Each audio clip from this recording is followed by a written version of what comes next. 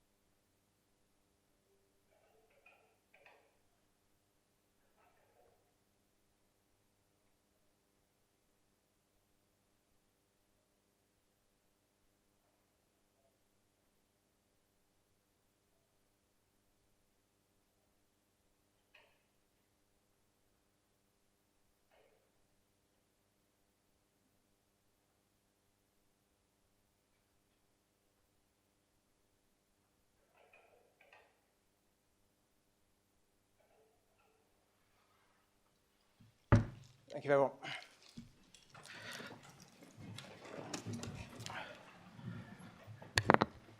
This meeting is proceeding on the basis that all elected members have read their agenda papers and understand the business of today's meeting.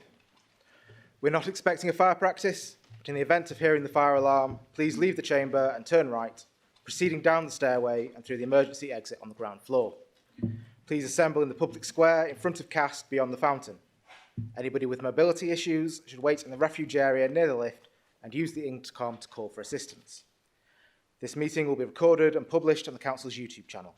By entering the Council chamber, you're accepting that you'll be recorded and your images will be retained and broadcast by the Council. If anybody's intending to film or record any part of today's meeting, please ensure that this does not disturb the proceedings. Please ensure mobile phones are switched to silent mode. Item 1, apologies for absence. I've received apologies for absence from Councillor Linda Curran and Andrew Pickering. Are there any further apologies? Councillor James Shaw. Councillor Shaw, any further apologies? Thank you. Item 2, to consider if the public and press are to be excluded from the meeting. There are no exempt items on today's agenda. Item 3, declarations of interest. If anybody has an interest in any of today's item on today's agenda, please can they declare it now or as soon as it becomes known to them. Members are reminded of the advice that they have recently been issued by the monitoring officer in respect of the budget items on today's agenda. Any member with a declarable interest, including those who have dispensation from which allows them to remain in the meeting and participate, should make verbally that declaration now. Councillor Jake Kersley. Thank you, Chair. I'd like to declare an other registrable interest as my father lives in a council property. Thank you. Councillor Jane Nightingale. Chair, I declare an interest in item 11. Councillor Mark Holbrook.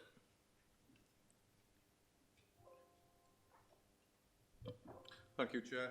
Raise an interest in agenda item 11. Councillor Bev Chapman. Thank you, Chair. Yeah, an interest in agenda 11, please, item 11. Councillor Amy Dickinson. An interest in agenda item 11. Councillor Sue Farmer.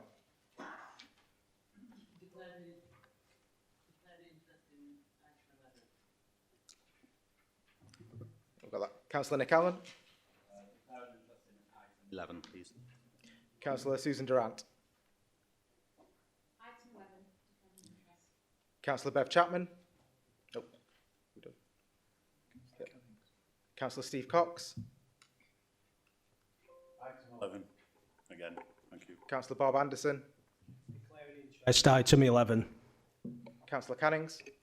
Yeah, item 11. Thank you. Any further declarations? Councillor Blackham. Any further declarations?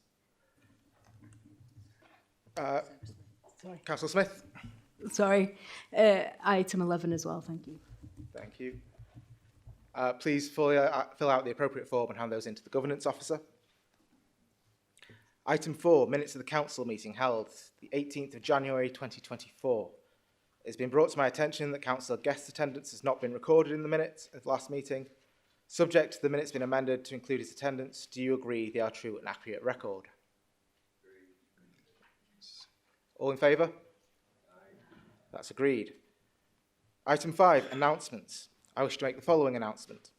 I am pleased to announce the introduction of a new annual Civic Mayor's Award to recognise a worthy organisation or individual who has made a positive contribution to our communities. The award will particularly seek to celebrate the unsung heroes who work tirelessly in our voluntary and community sector to support those in need or help create a more positive and vibrant place to live. Recipients will receive a certificate, an engraved trophy and a small celebration event in the Mansion House with Civic Mayor and close family and friends. I will be making my personal choice later in the year. However, the inaugural award will be made posthumously to the late John Holt, former Vice Lord Lieutenant, to recognise his work in promoting the city and to recognise his charitable work. You will recall John was instrumental in the creation and development of the Bluebell Wood Children's Hospice and was a significant supporter of our civic events. Thank you. Mayor Jones, do you wish to make any announcements? No, thank you. Deputy Mayor, do you have any announcements to make? No, Chair. Does any other member of Cabinet wish to make an announcement? Councillor Sarah Smith. Thank you, Chair. Dear colleagues and friends, we're really happy to share that on the 8th of March, which is on International Women's Day, we'll be hosting a Reclaim the Night walk in Doncaster. This empowering event comes as a response to a concerned resident writing to Mayor Ros Jones a few weeks ago, reaching out to us, highlighting the absence of such a vital initiative in our communities. Reclaim the Night marches have a rich history dating back to 1977, when the first march took place in Leeds, inspired by similar events worldwide. Since then, these marches have served as powerful demonstrations against gender-based violence, harassment, and inequality.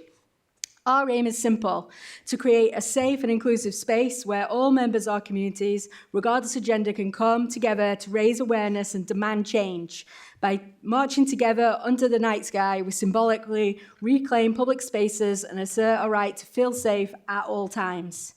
The urgency of our cause is underscored by the alarming statistics from last year's Doncaster City Council's survey, which showed 78.4% of people feel unsafe taking public transport at night, 90.6% feel unsafe walking the city at night, and a staggering 93.1% don't feel safe being in a park at nightfall.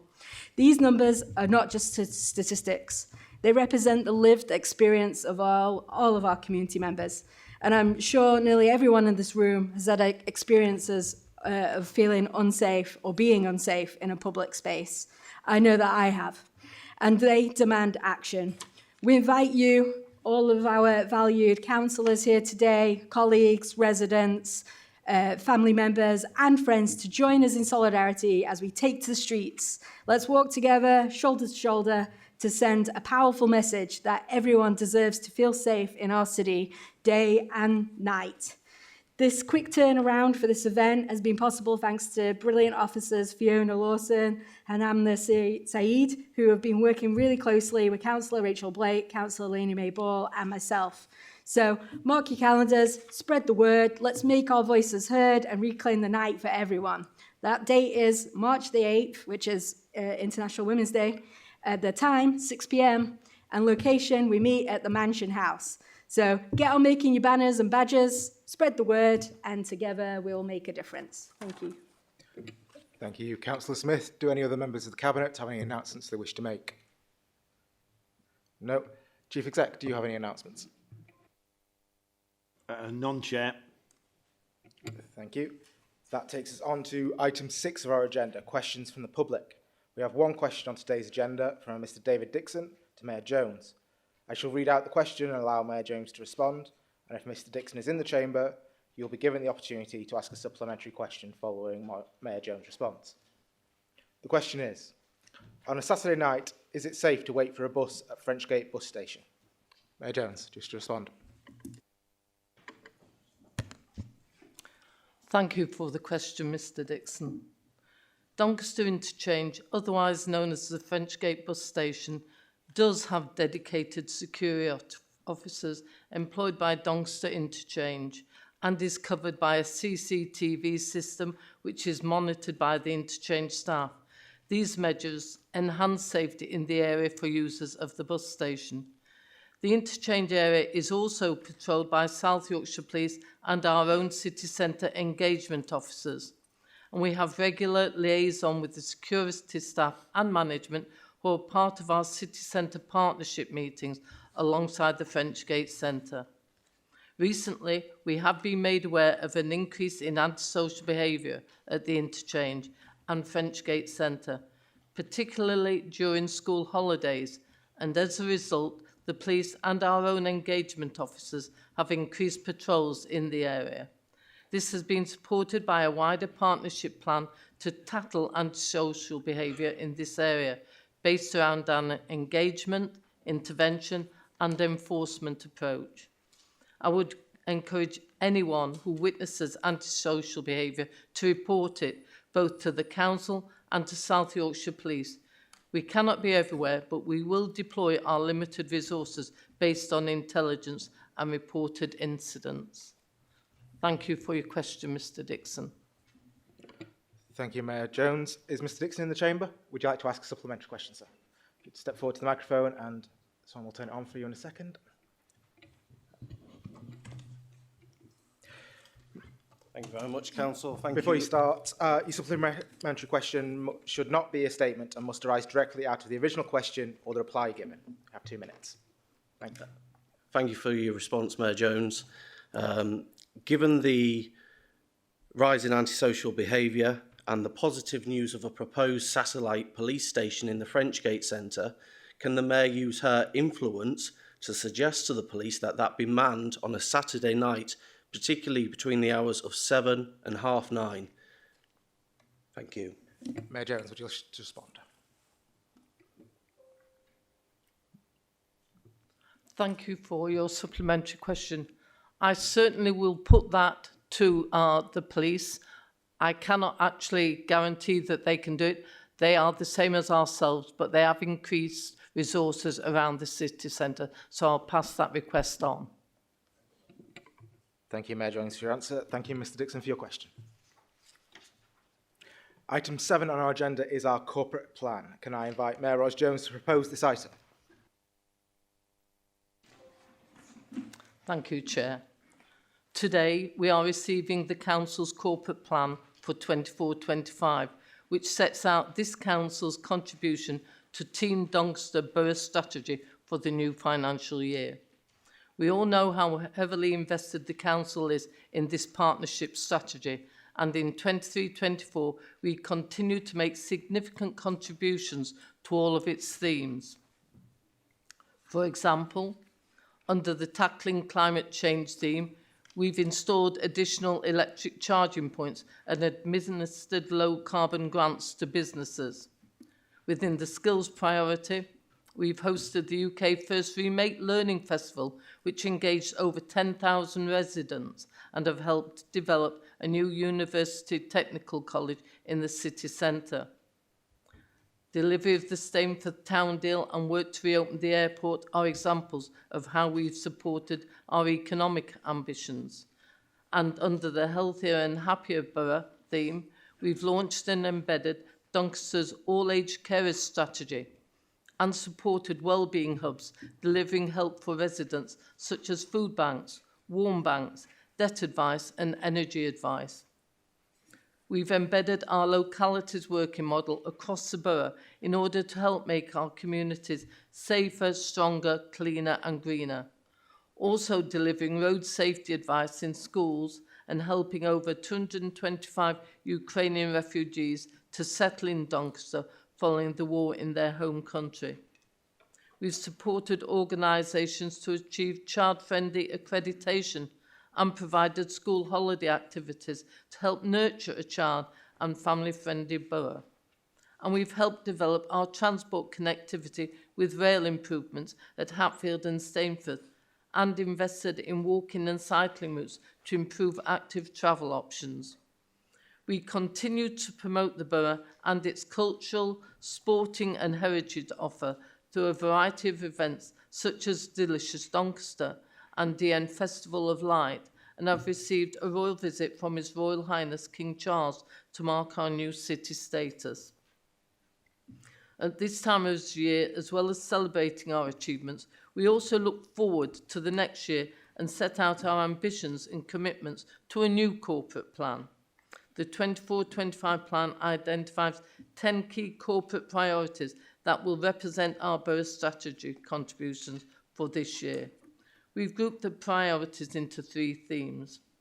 Our organisational priorities are cultivate a dynamic, diverse, informed and empowered workforce, think local, act personally, and create a fairer, kinder, more inclusive city. The second theme covers people-focused priorities, which include improved outcomes in adult social care and our Children's Directorate, and co-delivering an impactful NHS partnership. We also have place-focused priorities. These include work to reopen the airport, delivery of our programme of major projects, and a range of activities to create safer, stronger, cleaner neighbourhoods.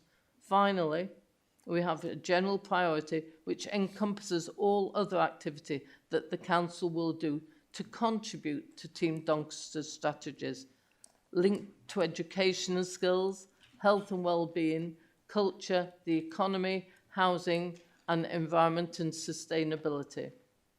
As is always the case, we will have to deliver more, but with less resources available, and so much of our work will be done in partnership with other organisations in the public sector, private sector, and the voluntary and community sector. I ask Council to formally approve the corporate plan so that we can continue delivering improvements and positive impacts for the people, businesses, and communities of Doncaster. Thank you, Chair. Thank you, Mayor Jones. We have that proposed. Will somebody second it? Seconded by Deputy Mayor. Does anybody wish to speak on this item? Please, if so, please press the red button on your console now. Councillor Jane Kidd. Thank you. The Overview and Scrutiny Management Committee held a meeting on the 5th of February to consider the corporate plan. I'm pleased to confirm that members supported the plan ahead of it being presented to full council today. The detail within the corporate plan and how the local authority will contribute towards the Great 8 priorities within Doncaster delivering together was welcomed. The committee also recommended that scrutiny work planning should take into account how it can positively contribute to actions to support the delivery of the Great 8 priorities. The following were key points from the discussion.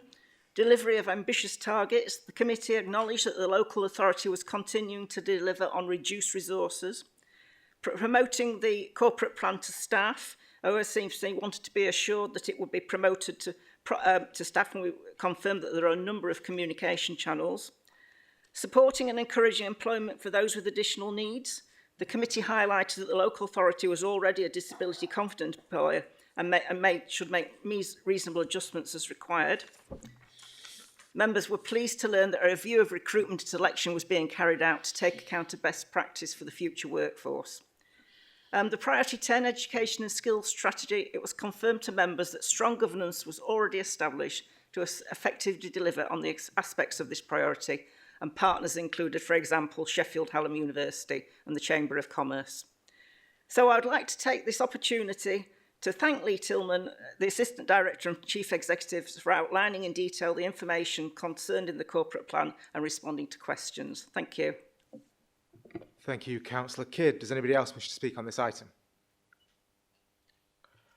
I have no one indicating, so I will offer Mayor Jones her right of reply. Mayor Jones. To ask for support for this vision for our borough. Thank you. Thank you. It has been moved and seconded that the corporate plan be approved. Is that agreed? Agreed. That is agreed. Corporate plan is approved. Before we dive into agenda item number 8, may I remind members that we are legally required to record decisions relating to the budget and council tax. Therefore, agenda items 8 to 12 will be subject to a recorded vote, which will be recorded in the minutes of the meeting. Item 8 then is capital strategy and capital budget. Can I invite Mayor Jones to introduce this item? Thank you, Chair. This report sets out the capital strategy and capital budget for the next 4 years, 24-25 to 27-28. This council continues to invest in the future of the borough, despite the tough economic climate, with 506.6 million of capital investment planned over the next 4 years, and that will continue to stimulate growth and prosperity, with 193.1 of investment planned for 24-25. We are investing in projects to further improve core services such as education, housing, infrastructure, leisure and culture, as well as attracting investors and visitors to the borough. This includes 227.8 million investment in the council's social housing stock over the next 4 years, covering maintenance, adaptations and the new build programme. Some areas of investment include over 1.5 in our parks and green spaces, cemetery extensions at Rosehill, Red House, Camsell, Mexborough and Rosington, Cusworth Hall, 2.4 million for maintenance and improvements, over 20 million investment in our schools for 24-25, including new school places in Armthorpe, Orkley, Dunsville, Rosington and the city centre, over 10 million works to improve flood defences in the areas identified with the greatest need, including Bentley, Conisbrough, High Melton and Tickhill. Stainford Towns Fund works progress. Mexborough 13 million to improve access to the town centre, making the road safer and a more attractive entrance to the town. In our city centre, Corn Exchange works due to complete this year, waterfront site remediation due to commence, St James Baths being redeveloped, Copley House redevelopment and the old library demolished, creating public open space. In addition, we are committed to the ongoing refurbishment of our leisure centres with 14.4 million for refurbishment works at the Dome. That will bring much needed investment, support the long-term service provision at this location and in turn the viability of Doncaster Culture and Leisure Trust. Over 1.3 million for phase 2 of Thorn Leisure Centre works. The airport does not feature in the capital programme at this stage due to funding not being finalised. We have applied for funding from SYMCA and our outline business case was approved on the 13th of February. We will then be required to submit a final business case before funding can be drawn down. Thank you, Chair. Thank you, Mayor Jones. Is that seconded? Seconded by the Deputy Mayor. Does any member wish to speak on this item? I'm seeing no indications, so I'll move straight on to the vote. The capital strategy and capital programme budget proposals have been moved and seconded. I'm now opening the vote. Please press the green button to vote in favour, the red button to vote against, or the white button to abstain.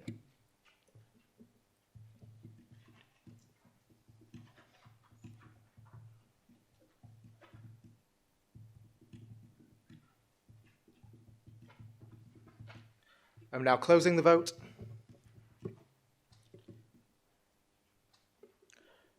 The motion is carried. 40 votes to 9 votes and 2 abstentions. The capital and strategy budget proposals are approved. Sorry, the capital strategy and budget proposals are approved. The Treasury Management Strategy, item 9. Can I invite Mayor Jones to introduce this item?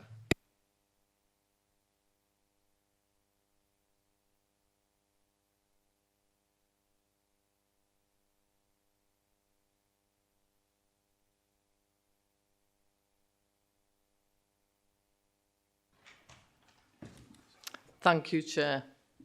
This report sets out the strategy for management of the Council's finances and provides a framework for the operation of Treasury management function within the Council. Treasury management seeks to optimise the Council's cash flow and secure the most effective arrangements to support the long-term funding requirement. Key prudential indicators relating to borrowing limits are detailed in the report.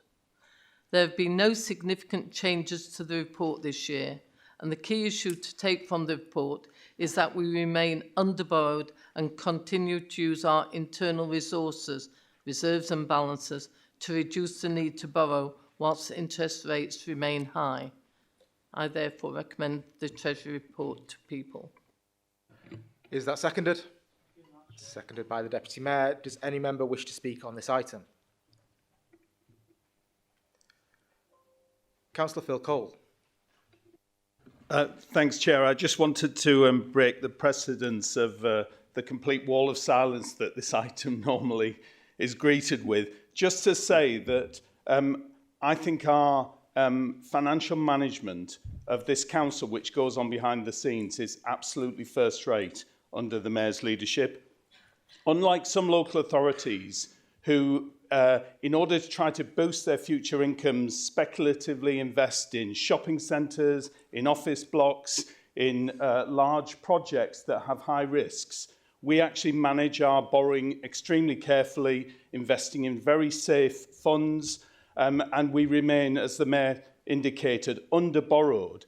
Our council is not a council that is in danger of toppling over just because of one crisis or another coming before it.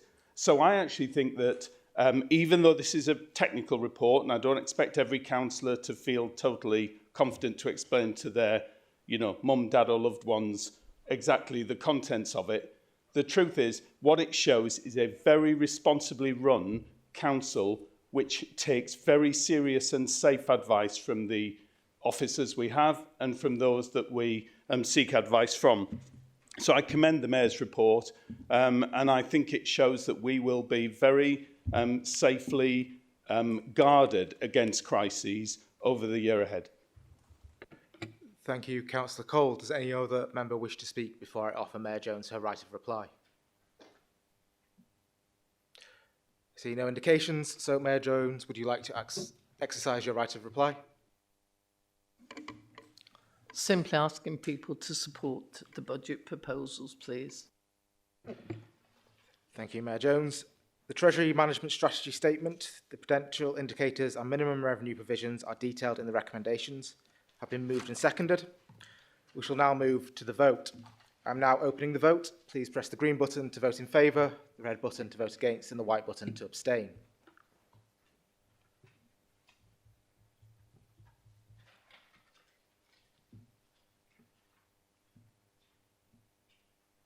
I'm now closing the vote. The motion is carried by 40 votes to 10 votes against with 1 abstention. The Treasury Management Strategy Statement, prudential indicators and minimum reserve provision recommendations detailed in the report are approved. Item 10, the revenue budget. Can I invite Mayor Jones to introduce this item?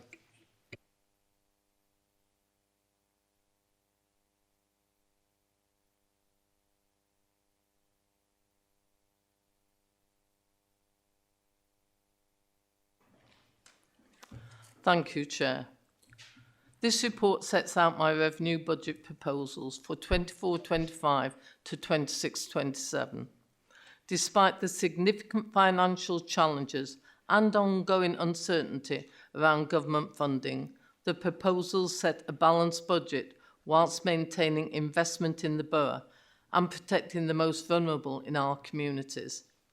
This council now has 24% less to spend on services in real terms than it did in 2010-11, which creates challenges and represents a £334 reduction per resident or £745 per household. This budget provides sufficient resources to enable frontline services to continue to deliver at their current service levels, despite increased service pressures and rising costs. There remains a great deal of uncertainty in relation to adults and children's social care costs and long-term funding for local authorities. We have yet again been provided with a single-year settlement, meaning yet again we do not have certainty over funding for vital public services in the medium term. It really is no way to run a country. Across the country, we are seeing councils of differing political control struggling due to lack of government funding, rising service delivery costs and increasing demand. A survey by the Local Government Association found that 20% of councils believed it very or fairly likely that they would need to issue a Section 114 notice, effectively declaring themselves bankrupt. I want to reassure residents that, whilst we remain under significant pressure, the City of Doncaster Council is in a stable financial position and we do not envisage issuing a Section 114 notice in the foreseeable future. That being said, difficult decisions have been made to balance the budget and meet an overall recurrent budget gap of 17.2 million by 2027. In light of the pressures and future risks, a council tax increase of 2.99 is being proposed, alongside a further 2% increase for adult social care. This would mean council tax would increase by 4.99% in total. The adult social care precept is specifically used to contribute towards adult social care funding pressures. Overall, this will increase Band A council tax by just over £1 per week and Band D by £1.50 per week. With still no certainty from government about funding beyond next year, it is hard to plan ahead. Thankfully, we are a financially well-managed council and I will do whatever I can do to mitigate the impact of uncertainty. I remain firmly focused on supporting Doncaster's priorities outlined in the corporate plan and the 10-year borough strategy, Doncaster Delivering Together, to create a safer, stronger, cleaner and greener Doncaster. I would like to thank Overview and Scrutiny Management Committee for their response to my budget proposals. This budget enables us to live within our means during these difficult times. Thank you. Thank you, Mayor Jones. Is that seconded? Seconded. Does any member wish to speak on this item? Councillor Jane Kidd. Just give some feedback from the OSMC committee. It's not our role to propose an alternative budget or go through the budget line by line. However, we scrutinise the budget through 4 key lines of inquiry. The 17.2 million funding gap for the forthcoming 3-year period, rising inflation and significant uncertainties were acknowledged as key pressures moving forward, along with the challenge to deliver services within budget. The committee accepted and greatly appreciated the hard work and discussions needed to deliver the budget. The degree of confidence in the short-term budget was noted, but also that longer-term national uncertainties were creating pressure and possible vulnerability. The 4 key lines of inquiry were: to what extent are the Mayor's proposals in line with central government policy, pressures and directives? Some of the key areas highlighted were the housing revenue account. The proposed housing rent increase of 7.7% was accepted, along with the assumption it would fund property maintenance, property acquisition and quality standards. Reserves. The committee accepted the need to have reserves that protected the possible non-achievement of additional savings. Adult social care. We noted the ongoing pressures on the budget due to increasing demand. Children's social care. We acknowledged that numbers of children in care were reducing, in-house capacity is increasing, and work would continue to bring down the overspend. Special educational needs. The risks associated with the continuing pressure in demand and the educational health and care plans applications going up. And the high needs block, we face future uncertainties following March 2026 that were noted when the statutory override for the dedicated schools grant is actually removed. And the public health grant, the 2.2 increase, was effectively a cut in real terms for the ninth consecutive year. Second key line of inquiry: to what extent will the Mayor's proposal ensure that the Council is able to contribute to the outcomes detailed within Delivering Doncaster Together? The committee supported the view that overall the budget proposal sought to deliver the wider ambitions of Doncaster Delivering Together and those included in the proposed corporate plan.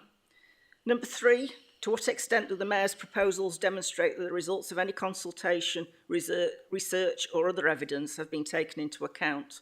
The committee is confident in the budget proposals were supported through the detail outlined within the report. And finally, to what extent are the challenges in delivering the savings within the timescales and the capacity to deliver services with reduced resources being addressed? The committee recognised this budget was exceptionally challenging and how directors had addressed meeting service delivery whilst being mindful of meeting the funding gap of £17.2 million. So to conclude, we welcome the opportunity to comment on the budget proposals and will continue to support the Council's performance monitoring processes throughout the year by reviewing finance and performance on a quarterly basis. This will ensure members are aware of progress in implementing key budget proposals, including the delivery of savings, the extent to which value for money is achieved, and how any slippage and key risks are being managed. So the committee resolved that the Mayor's budget proposals be supported.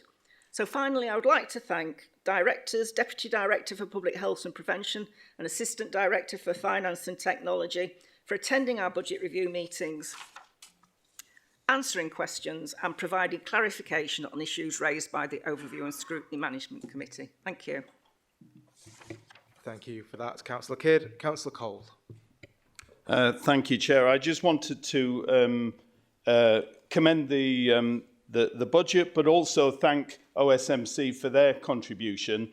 It is so heartwarming to see that somebody is actually looking at this budget and interrogating it and questioning it, because it would appear that we have a complete wall of silence from our colleagues opposite, who, despite this document running to hundreds of pages, have not got one single proposal for how we might alter the budget that they might choose to do rather than the budget that the Mayor has presented. And I find that breathtaking. I wonder why some people bother coming to these meetings. I would say that I would love to be stood here and hear the Mayor be able to introduce a budget that talks about us having better public services, better adult social care than ever before, better children's services than ever before, better public health provision than ever before, services year on year getting stronger and more effective at meeting the complex needs of the most needy people in our population, and yet we don't. After nearly 14 years of this government, we see public services getting steadily and slowly more and more stressed and less able to deliver their vital functions. And that goes right across the board, the health services, local government and many other services beyond. So I think it's sad that we're in the position we are, but I would commend the budget and say that one of the things that the Mayor referred to that colleagues may not fully appreciate is that when we refer to a £17 million cumulative funding gap to 2026-27, that means that if we did no further ameliorative action, no additional sources of income or planned savings, this council would have overspent by over £17 million within 3 years. And many councils are in a much more precarious situation than us. So despite the fact that we are well managed and we present good budgets, we still have to continually manage those pressures, the relentless pressures of an ageing population, of adult social care that is not properly funded by the government, of children's services that are not properly funded by the government. And we're at a position where of every source of income the council has, 70 pence in the pound of our income goes just on adult services, children's services and public health. 70 pence in the pound. It gives very little discretion for all of those other needs that we have across the borough to deliver services and to meet the public expectations. And I find it, we are fortunate in many councils, it's much more than 70 pence in the pound that is spent, but it is relentlessly a pressure that has developed because the government refuses to contribute fully to its share of helping us meet local needs. So I commend the Mayor's budget. I commend my colleagues and who support this, and no doubt welcome the unanimous support from the Conservatives opposite, who don't seem to have anything to say about it. Thank you, Councillor Cole. Does anybody else wish to speak before I offer Mayor Jones her right of reply? Nobody's indicating, so Mayor Jones, would you like to exercise your right of reply? Thank you, Chair. I too would like to thank Overview and Scrutiny for their input into this budget and scrutinising as we go forward. And I would simply like people to support this revenue budget as presented. Thank you. Thank you, Mayor Jones. The revenue budget proposals have been moved and seconded. We shall now move to the vote. I'm now opening the vote. Please press green to vote in favour of the proposals, red to vote against, or white to abstain.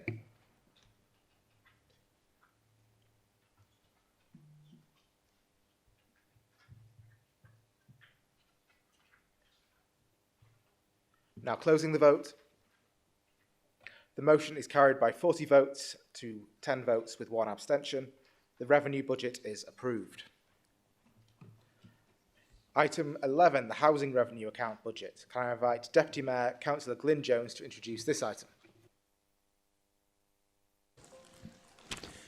Yes, Chair. Before I commence talking about the housing revenue account, it's very remiss of me, but one of my colleagues did ask me on Saturday night at the Ukraine Vigil event in the square to put her apologies in. So could I formally put Councillor Rachel Blake's apologies on that point? Thank you, Chair. Okay, item 11, the housing revenue account budget. This report sets out the housing revenue account budget for the 2024-25 financial year and the medium-term financial forecast for the next 3 years. The account has a balanced budget. We are proposing that housing rents are to increase by 6.7% plus a further 1%, which will be used for the acquisition of approximately 26 additional council properties to help address the demand for social housing, which would mean a total rent increase of 7.7% in 2024-25. This increase is directly in line with government policy. Average rent in Doncaster will continue to be the lowest of all South Yorkshire councils and the 9th lowest in the whole country at £88.16 per week. We have carefully considered this recommendation due to the current economic climate, but approximately 73% of tenants will see an increase in their housing benefit and universal credit payments to cover the impact of this change. Council rents will continue to be significantly lower than those in the private sector, and in Doncaster we still have in the region of 8,000 people on the housing register. With this rent increase, we will continue to maintain the standards and services for our current properties and tenants and provide additional properties to help alleviate the demand for housing. For the first time since the right to buy regulations were introduced in 1980, we are budgeting to have an increase of properties within the housing revenue account in the next financial year. We have a budget of over £12 million next year for the acquisition of 138 additional HRA properties. We are just disappointed that we expect this to be offset by the sale under right to buy of approximately 90 properties. The main changes in this year's budget that I would like to draw to your attention are: we have used £1 million to create a team to deal with damp, mould and condensation, and also to address any issues that arise out of these property surveys and visits. This investment equates to a 1.2% increase in the rents. We have budgets of £1.1 million to deal with the expected cost of regulation, which includes the estimated fees for the regulator of social housing, the building safety regulator, the housing ombudsman, and the anticipated cost of stock condition surveys, which are required under the new consumer standards. These costs are also equivalent to a 1.3% rent increase. The HRA continues to fund an expanding apprenticeship programme within St Leger Homes, and this year we have funded 4 additional craft apprenticeships and 2 new building surveyor apprentices to help with those skills gaps and the ageing workforce that we have. As you know, Housing Rent also funds major investment and improvements to our housing stock, the main details of which are covered in the Capital Programme report, but there are a few things that I specifically wanted to draw your attention to. Over 50% of the budgeted capital expenditure, equating to £15.9 million, will be on the energy efficiency measures, as reducing fuel poverty continues to be one of our top priorities. We also plan to bring on board additional resources in advance of 2025-26 to accelerate further the investment in roofs, windows and insulation. We are on track to achieve EPC Level 3 for all properties by 2030.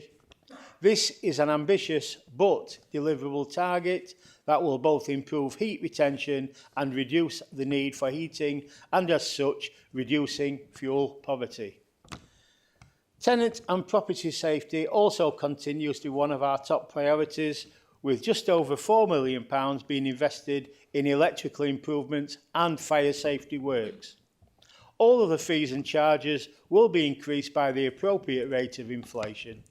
I am presenting this report to Council today and asking for Council to approve the HRA budget and the proposed increases to rent and other charges. Thank you, Chair. Thank you, Councillor Jones. Is that seconded? Seconded by Councillor Ball. Does anybody wish to speak on this item? Seeing no requests to speak, so we will move to the vote. I'm now opening the vote. As before, please press the green button to vote in favour of the proposal, the red to vote against, and white to abstain.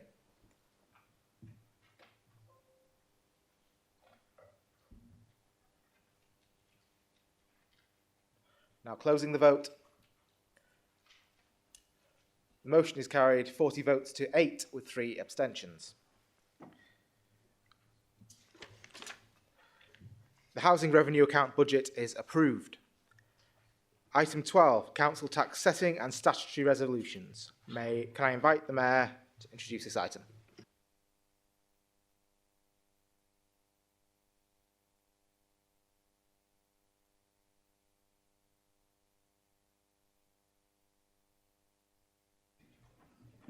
Thank you, Chair.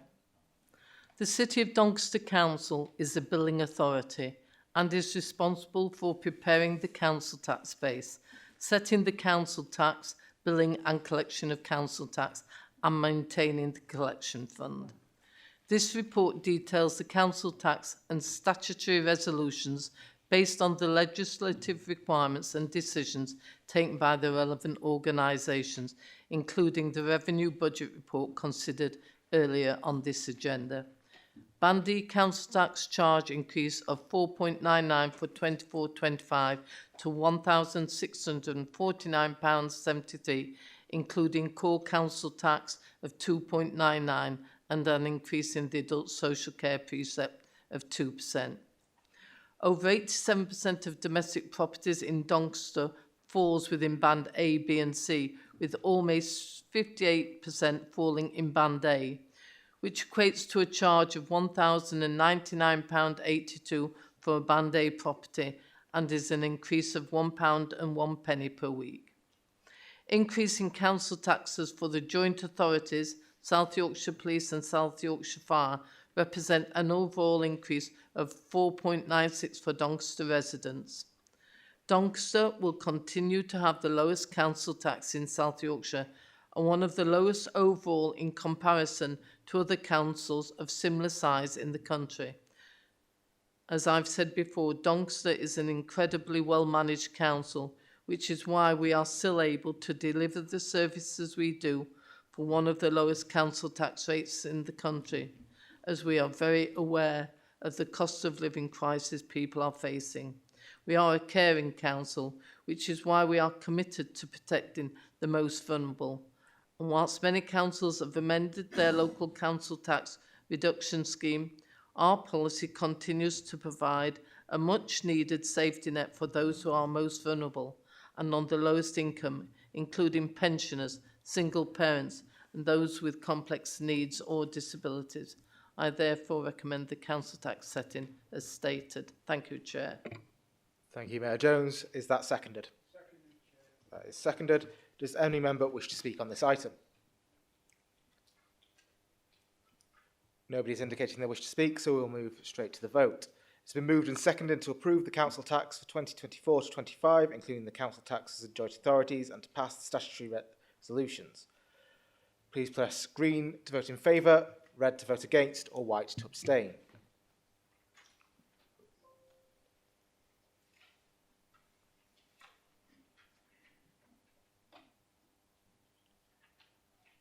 Now closing the vote.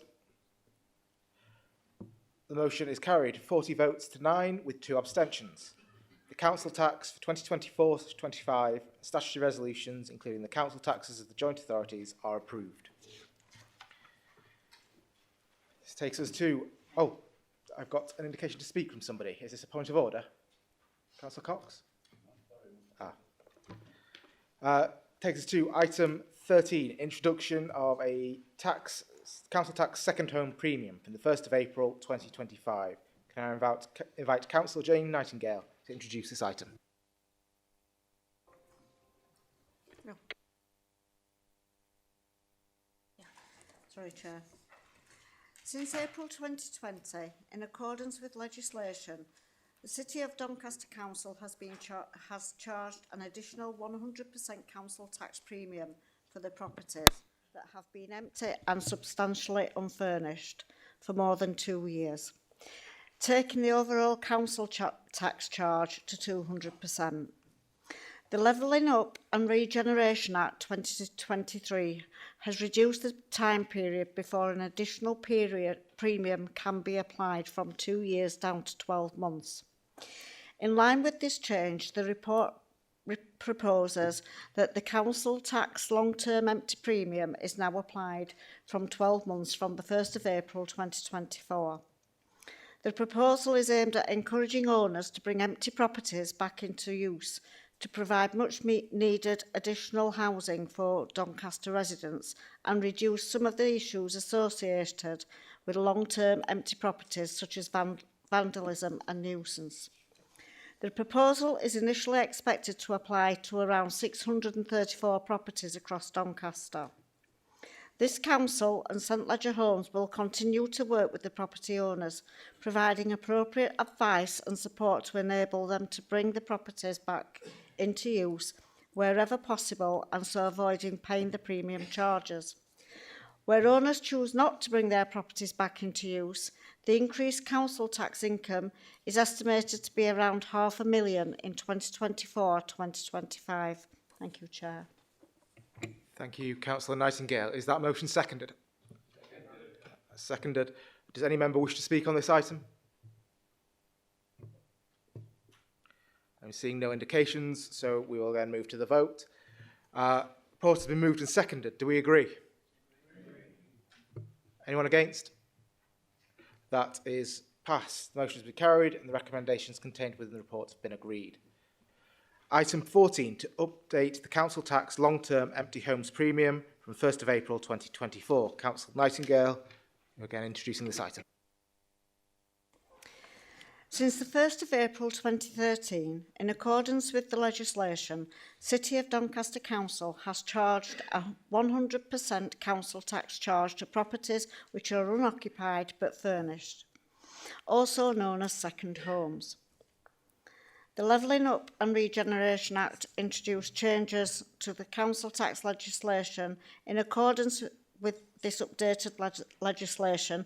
This report proposes that Doncaster Council applies a 100% council tax premium to properties which have been unoccupied but substantially furnished for at least 12 months from the 1st of April 2025.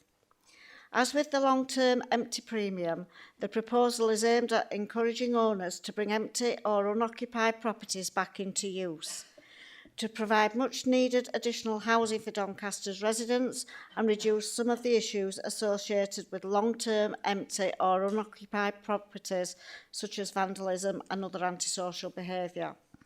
Based on the number of properties currently meeting this criteria, this would potentially affect around 471 properties across Doncaster. This council and St Ledger Homes will continue to work with the property owners, providing appropriate advice and support to enable them to bring their properties back into use wherever possible, and so avoid paying the premium charges. Where owners choose not to bring their properties back into use, and if numbers remain consistent by the 1st of April 2025, the increased council tax income is estimated to be around £750,000 in the 25-26 tax year. Thank you, Chair. Thank you, Councillor Nightingale. Is that motion seconded? Does any member wish to speak on the item? I have no indications, so we'll move to the vote. It's been moved and seconded. Are we all in favour? Yes. Anyone against? Then that motion has passed.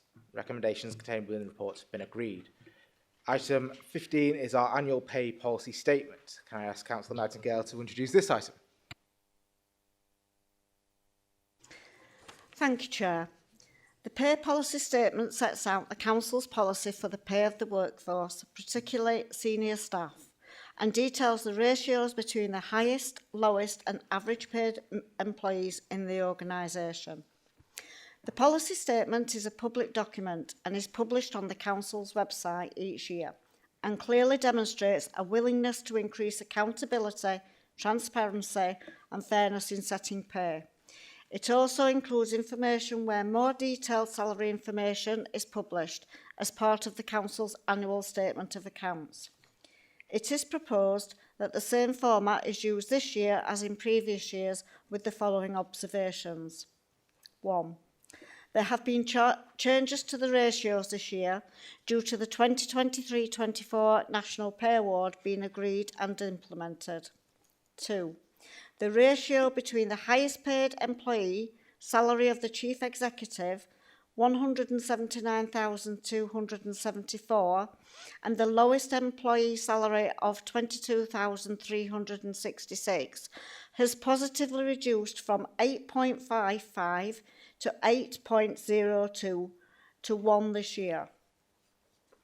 3. The ratio between the highest employee salary and the average employee salary has slightly reduced from 5.64 to 5.461, although the average salary has increased by £2,094 per annum.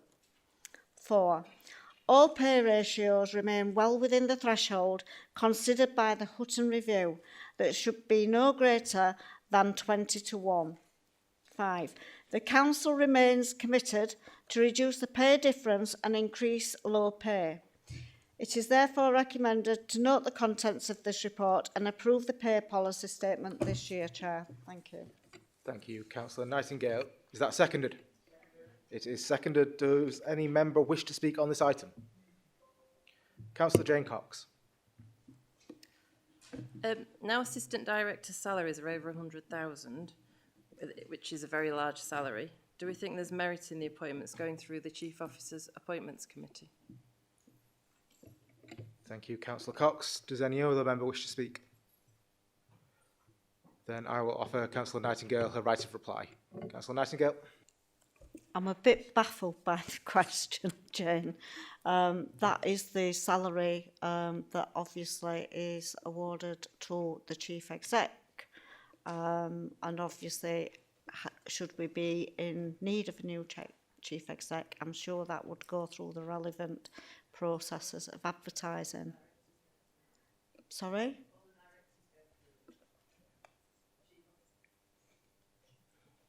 The Chief Officer's Appointments Committee is for all directors and chief executives. So my question is, now the assistant directors are earning that salary, that's the fact.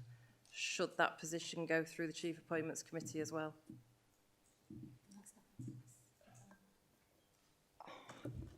Can we have a word about it out of council, and so you can explain it a bit clearer to me, because assistant directors aren't on that salary. That's what I'm saying. It's the chief exec's salary that's 179,000. Over the 102. I think we're going to have to take this outside of the Yeah. meeting. We can't be having back and forth like this. It has been moved that the report be noted and the 2023-2024 pay policy statement has been approved. Be approved. Is that agreed?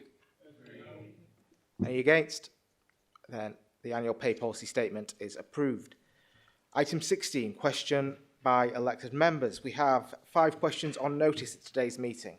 The first is from Councillor Nick Allen to Mayor Ros Jones. I shall read the question. As you will be aware, there's been an issue with St Ledger Homes carrying out statutory electrical safety inspections.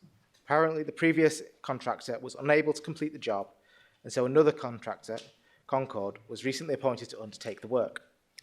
Unfortunately, Concord had to start from scratch because of missing paperwork. Many tenants, therefore, will experience a duplicate electrical safety inspection. Do you know how many St Ledger Homes tenants will be affected by this? Obviously, the duplicate tests have caused inconvenience to tenants and residents. Will the council and St Ledger Homes apologise, and could you explain why the original contractor was unable to complete the work? Mayor Jones, would you like to respond? Thank you, Chair. Thank you for your question, Councillor Allen. However, you are mistaken with some elements of your question.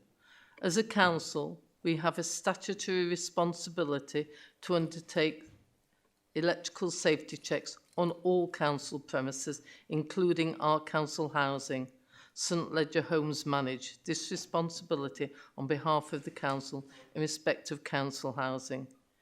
In the autumn of 2023, 3 private sector electrical contractors were appointed to undertake the domestic electrical safety checks. There are 19,813 inspections that have to be undertaken on a cyclical basis. Immediately prior to Christmas, one of these contractors went into liquidation without warning and with immediate effect. This contractor had been allocated 1,550 inspections from the 23-24 programme. They had completed and invoiced 911 inspections. However, because they went into liquidation with immediate effect, it was not possible to secure any inspection certificates that they may have been undertaken in respect of outstanding works. If it's possible that some of our outstanding 639 inspections may have been completed by the contractor, but St Ledger has no way of knowing this unless able to produce an appropriate and in-date certificate for all inspections, it would not be possible to comply with electrical safety regulations.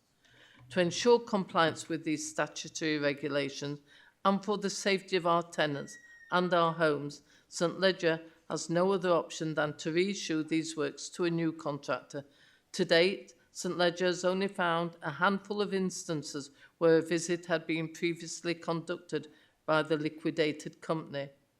All visits have been coordinated with agreement with tenants, and feedback from the tenants affected have been generally favourable, as these inspections have been done in consultation with the tenant, choosing the most convenient and appropriate appointment for them.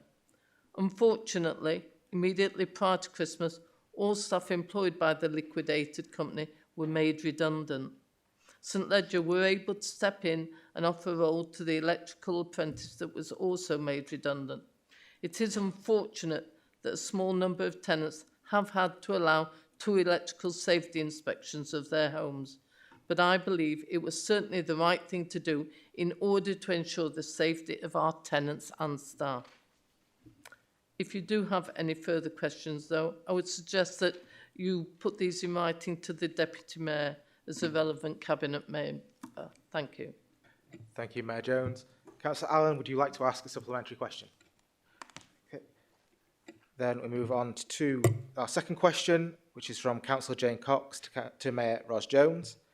How many vacancies are there across the council? What is the breakdown by directorate? Which position has been vacant the longest and for how long? Mayor Jones, would you like to respond? Thank you, Chair. And thank you for your question, Councillor Cox. Current vacancies per directorate are as follows. Adult Wellbeing and Culture, 164. Chief Executives, 69. Children, Young People and Families, 319. Corporate Resources, 103. Place, 283. This equates to a total of 938 vacancies across the council. This is against a total establishment of over 5,700. Our average vacancy rate is 16%, which is slightly better than the national average in local government. An establishment audit is currently being undertaken and carried out by all managers and required to confirm their establishment.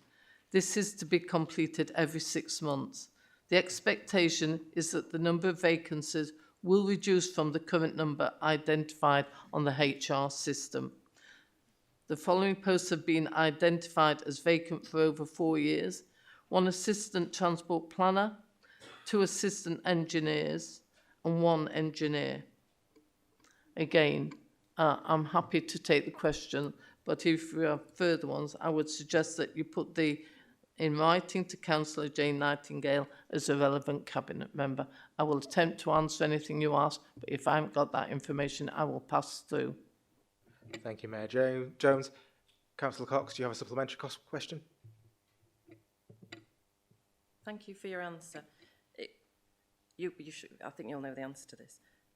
If we've got 938 vacancies at an average of £32,000, that equates to 30.7 million.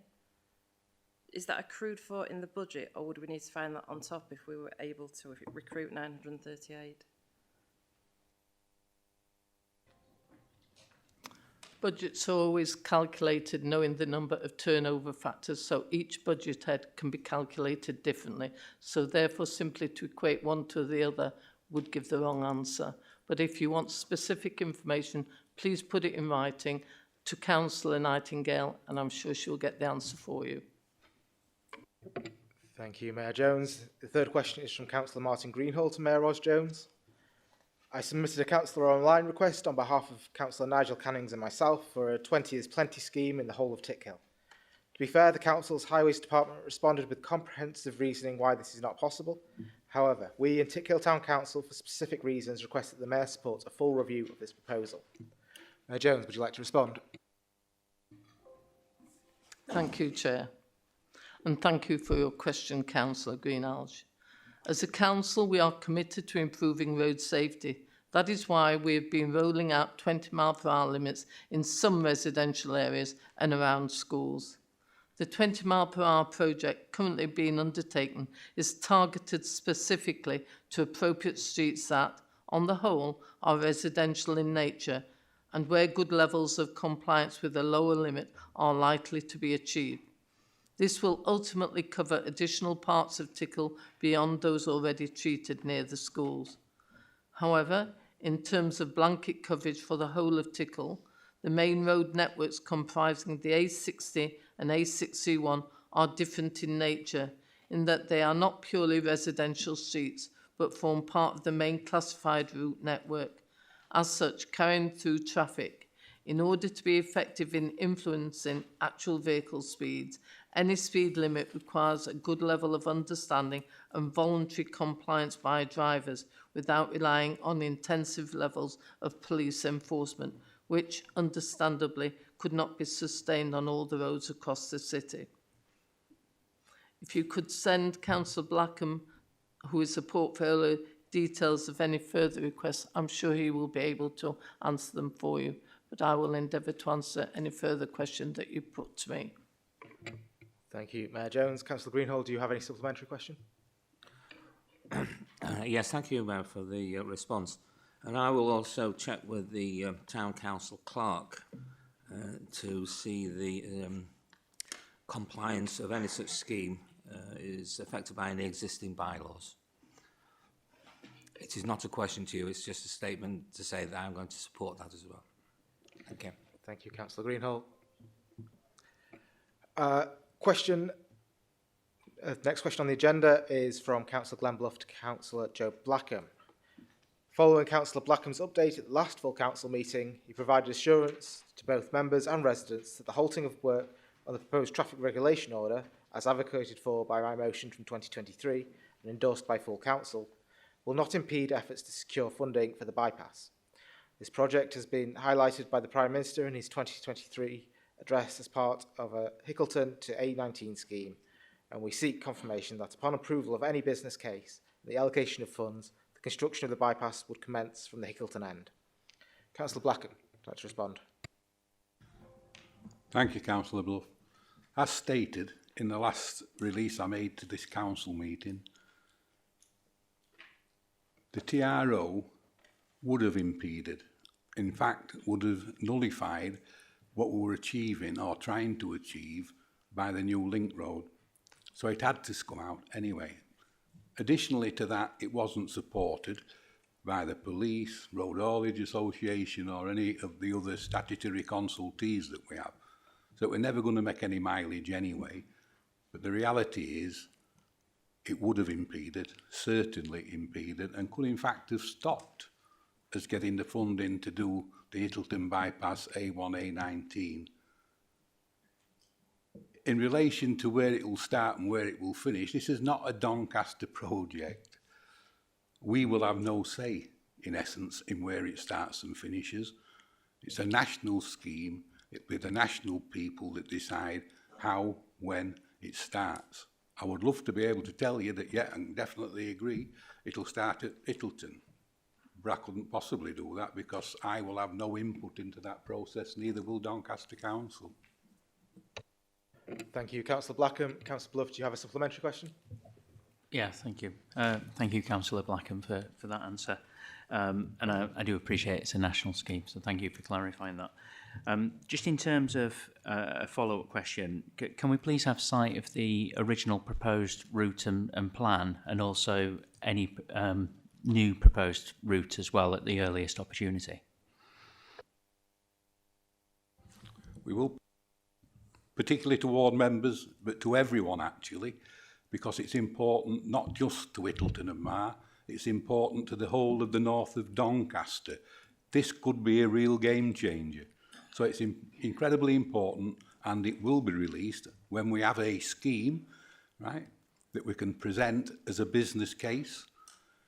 Even before it's approved, we will release that scheme for further comment because it may be possible to improve it via additional comments.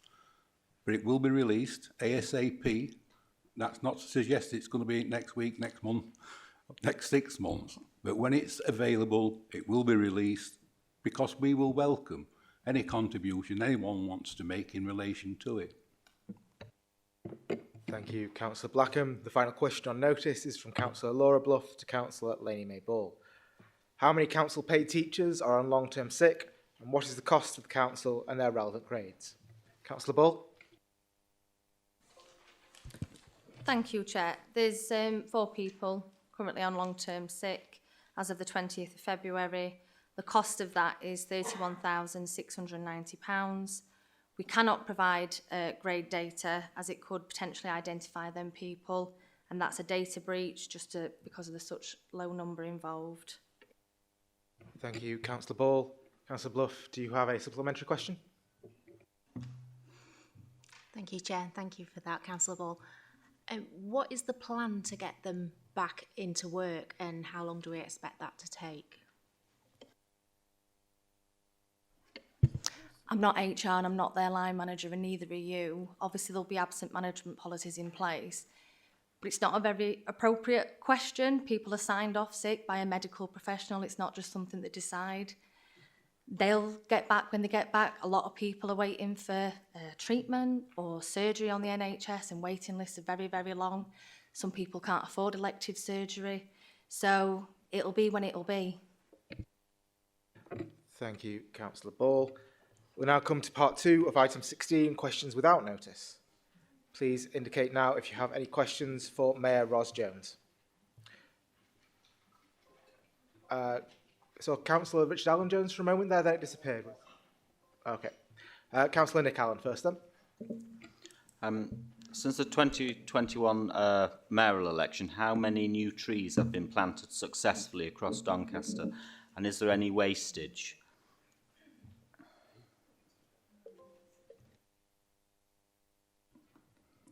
As I don't have those figures readily to hand, just put your question via email and we'll get the response back in writing too.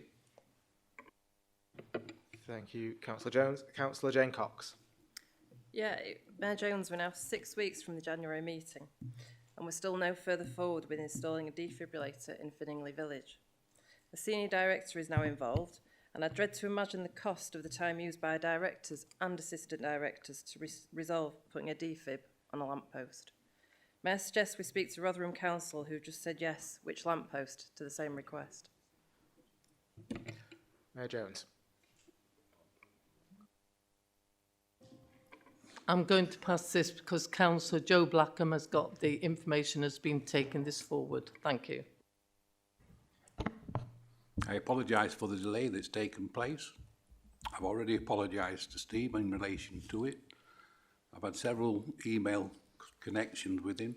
It's only latterly that I've begun to understand that it came down to attaching it to a lighting column. Currently, at this point in time, Doncaster Council has a policy that would prevent it being fixed to a lighting column.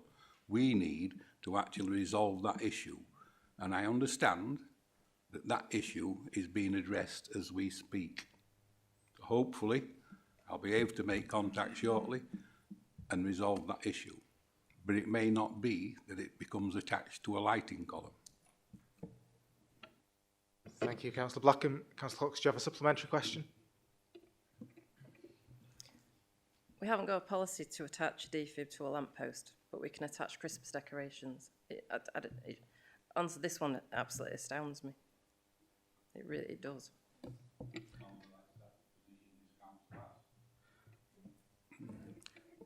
Thank you for that. Councillor Thomas Noon. Thank you, Mayor. Is the money for unfilled vacancies ring-fenced, or do we just not budget for them at all?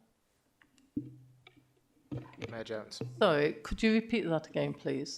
Is the money saved on unfilled vacancies ring-fenced, or do we just not budget for them? I thought I'd explained it before, but I'll repeat again. So we do budget for a certain amount of turnover, and turnover can be covered by unfilled vacancies. So there's an element in the budget that expects that. We do not ring fence it at all. We actually balance a budget, and you will see those reports going quarterly to overview and scrutiny. So we budget for amount of turnover, and some people use a vacancy rather than applying a turnover factor. So the budget is done differently in different parts. But we do not ring fence it. That goes towards the overall cost to this authority for delivering all the services. Councillor Noon, do you have a supplementary question? So we've got currently 319 children and young family vacancies. This is 10.2 million per year on average. Are these children being left behind by our unwillingness to fill the vacancies? Mayor Jones. Totally wrong. It's not unwilling to fill vacancies. We, like many other authorities, have to bring in other people because we can't fill the vacancies at that time. We look to fill vacancies all of the time, but there will always be a turnover factor in order of people leave and new people come in. So vacancies are there. I actually quoted the numbers. We're slightly less than the local government average in the amount of vacancy factors within an authority. Thank you, Mayor Jones. Any further questions for the Mayor? I have no one indicating. Any questions for Deputy Mayor Councillor Glyn Jones? I have nobody indicating for that. Do we have any questions for Councillor Lainey May Ball?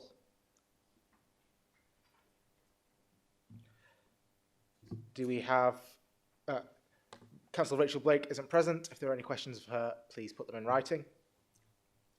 Do we have any questions for Nigel Ball? Councillor Richard Allen Jones. Councillor Ball, recently brought to my attention about the issues with the windows at the new museum. Can you relate to what the issue is and who the cost related to those repairs is borne by? Councillor Ball. Thank you, Chair. There has been a number of windows, as you're aware, that's obviously sort of like shattered, shall we say, in the museum. At this moment in time, there's an investigation going on with the contractor and the manufacturer of the windows itself. It's, in my opinion, it's not normal for so many windows to go over that amount of time because it's a new building. So what they're looking at, obviously, is investigating the reason behind it and whether the chemical makeup of the window itself is an issue. So I know that that's being investigated, it's being looked at, and we're awaiting the outcome of that investigation. Okay. Thank you, Councillor Ball. Councillor Jones, do you have a supplementary question? Any further questions for Councillor Nigel Ball? Any questions for Councillor Joe Blackham? Councillor Noon. Thank you. Would Councillor Blackham agree that we need to change our approach on how we fix our many potholes across our huge network, as the current way is only worsening the issues we currently face? Councillor Blackham. You've touched on a subject that we're already debating, actually. I believe there may well be better methods available for fixing potholes on a more permanent basis. And there is a dialogue, as we speak, taking place, and we'll see where that takes us. JCB have brought a new potholer out. There are rave notices all around about how good it is or how bad it is, but we will be looking, and we will be looking to see if we can actually fund, because finance is a major consideration, whether can we get the staff to actually operate them, because the JCB operators that we've had previously have departed, because there is better employment opportunities elsewhere. It's not an easy scenario, but we all recognise, I believe we all recognise, that the way we fix potholes at this point in time is not the best way of fixing potholes. There's no permanency in relation to them, and we have to find a new method of doing it. Thank you, Councillor Blackham. Councillor Noon, do you have a supplementary question?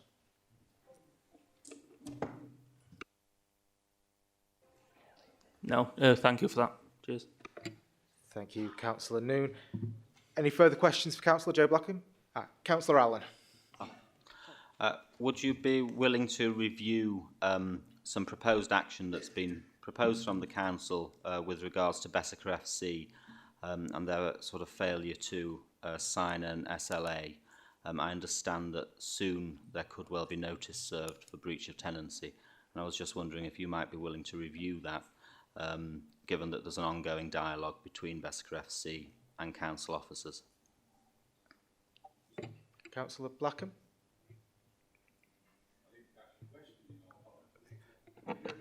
Read that for us, Councillor Allen.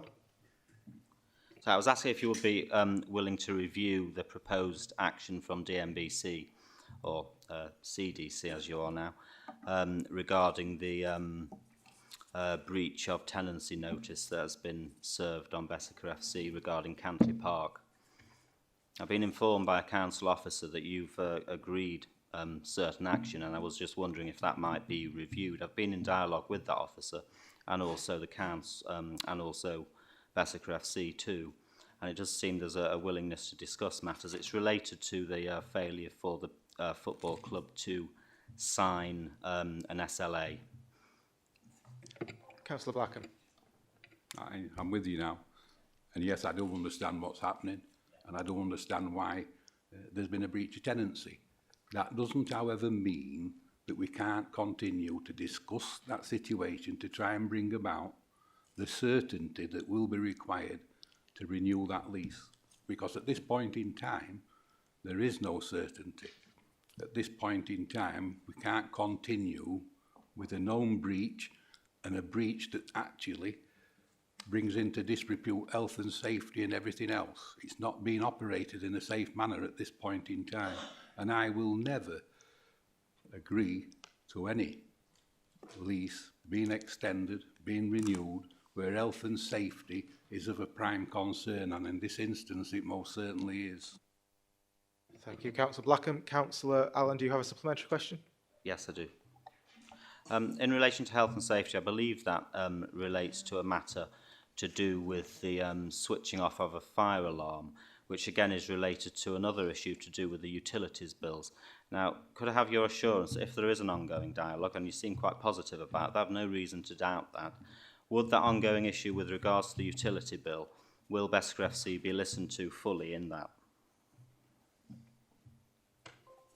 I can guarantee it's a community group. We will fully listen to everything that they have to say, but when push comes to shove, there will be no health and safety breaches that will be approved. They will have to change the way they operate. And they'll have to change it radically, because it's not just switching off the fire alarm, is it? Turned off the lighting for highway and a number of other issues at the same time. So there are concerns that primarily around health and safety, and they need to be addressed before there'll be any consideration of a new lease, a lease extension or a lease renewal. Thank you, Councillor Blackham. Councillor Nigel Ball, do you have a question for Councillor Blackham? Yeah, thank you, Chair. It's just it's following on from Councillor Noon's question around potholes, really. I mean, we've seen over the last couple of years, certainly, that there's been large swathes of the borough, obviously sort of like resurfaced under Mayor Ross's initiative. And you know, I, like everybody else, uses a car, and we see the blighter potholes all over the borough. But I just wanted to ask Councillor Blackham if he felt that clearly since 2010, we've lost roughly about a quarter of our budget due to Tory austerity. Do you think basically that if we'd have had that money, we'd have been able to fill more potholes and provide a better service on our roads? Councillor Blackham. I don't actually think it's that simple. More money, we'd be able to do more with it. However, it's the way we currently fill potholes that's more problematical than anything else, and we need to find a methodology that allows us to actually do the job properly first time. Last 5-10 years, not 5 or 10 minutes. We have to remember the Mayor put additional money into highways and £1 million specifically into potholes. But you're actually moving backwards all the time because you get less for your money. Highway maintenance, it's probably 40% this year purely through inflation. We're going to get a lot less for the money that we put in. And it's not necessarily a question of putting more money in, it's doing a good job first time. Thank you, Councillor Blackham. Councillor Ball, do you have a supplementary question? No, I don't. Thank you, Councillor Ball. Any further questions for Councillor Blackham? Do we have any questions for Councillor Phil Cole? Councillor Jane Cox. In the Place Capital programme, which I have read, presented earlier in the meeting, on page 20, there is a £256,000 earmarked on a line item described as Cantley Library refurb. In earlier budgets, this amount was listed as £150,000. Why has the associated cost increased by £100,000 despite no money being spent? My colleague Councillor Allen has previously asked and been assured that Finningley Ward members will be consulted about moving the library into the Finningley Ward to Cantley Community Centre. We would agree in principle, but as yet have had no communication. How many other projects that never come to fruition are sat in this programme? And can we have a clear timeline on the future of Cantley Library, please? Councillor Cole. Thank you for your question, Councillor Cox. I will liaise with my Cabinet colleagues and we'll make sure that you get an appropriate and full reply in writing from the appropriate Cabinet member. Thank you, Councillor Cole. Do you have a supplementary question? Any further questions for Councillor Cole? Any questions for Councillor Mark Holbrook? Councillor Steve Cox. Thank you. I was contacted on Friday, Mark, by a resident whose daughter's left army after 16 years. They've been trying to get some support from the council in housing. They seem to be stumbling could you give direction in how they can get any assistance? Councillor Holbrook. Okay, thank you for the question, Councillor Cox. We are covered now by the Armed Forces Covenant, which obviously includes housing and education. I'm quite willing to look at that particular case and refer it on to the appropriate officer to make contact with you. Thank you. Do you have a supplementary question, Councillor Cox? No, that's great, thank you. Any further questions for Councillor Mark Holbrook? Any questions for Councillor Jane Nightingale? Any questions for Councillor Sarah Smith?